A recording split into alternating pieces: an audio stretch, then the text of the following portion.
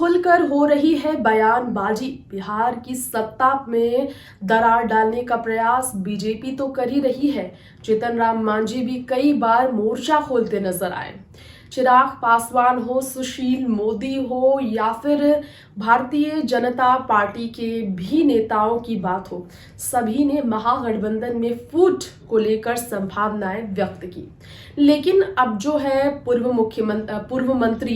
पूर्व कृषि मंत्री सुधाकर सिंह की बात करें तो नीतीश के खिलाफ जंग छेड़ने का प्रयास जो सुधाकर ने किया, इसे लेकर तेजस्वी ने विश्वास दिलाया और जेडीयू को विश्वास दिलाया। उपेंद्र कुशवाहा की चेतावनी के बाद विश्वास दिलाया कि सुधाकर के खिलाफ एक्शन लिया जाएगा।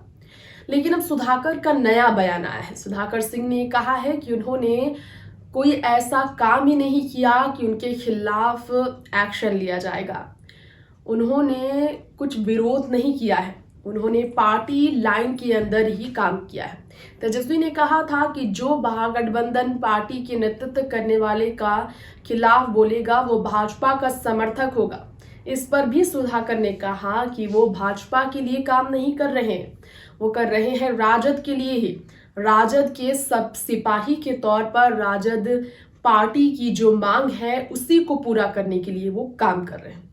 तो वहीं नीतीश और तेजस्वी के आगे एक डिमांड है सुधाकर की कि जब तक मंडी कानून नहीं लाया जाता तब तक वैसे ही हंगामे करते रहेंगे, चाहे उनके खिलाफ एक्शन की बात की जाए।